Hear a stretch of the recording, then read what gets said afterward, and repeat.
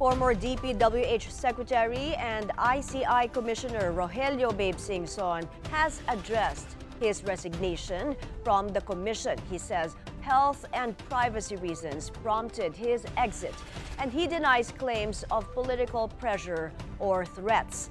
On the line is Ryan Reloban from Abante. Hi, Ryan.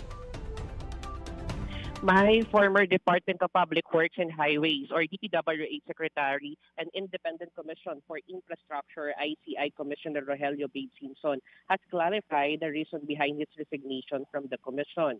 This comes amid various reports circulating on social media, including claims that Singson was dissatisfied with the direction of the investigation into the controversial flood control project. In a press conference this morning, Singson said the primary reason for his resignation as ICI commissioner was his medical condition. Because of the stressful nature of the work, Singson said, "My 77-year-old body cannot take it anymore."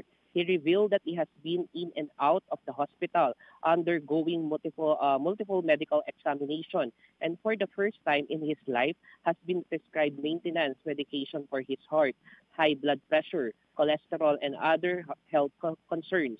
Singson added that his family is not accustomed to the intense stress and security consideration that come with the job, and they want to return to a normal life. He also explained that from the start, he and ICI Chairman Andres Reyes had agreed that he would only serve for 3 months, and he believes that he has already completed the work he needed to do for the commission. Singson clarified that he did not experience political pressure, nor he did not receive any security or death threats. He added that he has assured Chairman Reyes that he remain available should the commission still need his services. Singson also said that he has not yet spoken with President Bongbong Marcos. When asked what qualification his possible replacement should have, he said the next commissioner should have knowledge of the justice system. Meanwhile, he appealed to the Senate and the House of Representatives to pass the proposed Independent People's Commission and Independent Commission Against Infrastructure Corruption, when he said he will strengthen ICI authority in investigating these anomalies. Back to you, Mai. Alam ko ang sinabi niya, he wants his private life back. Kaya Ryan, pakilarawan naman sa amin, paano dinescribe ni former Secretary Babe Singson yung malaking pagbabago sa buhay niya at sa kanyang pamilya after joining the ICI?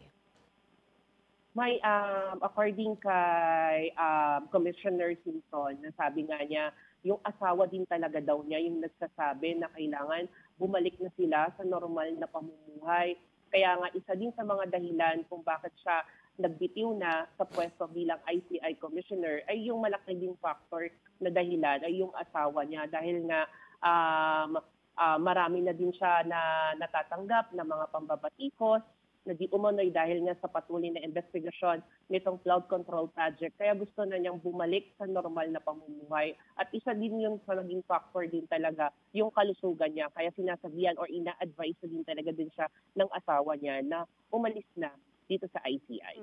Ryan, during the Q&A, tinanong ba siya kung sino ang pwedeng pumalit sa kanya sa ICI?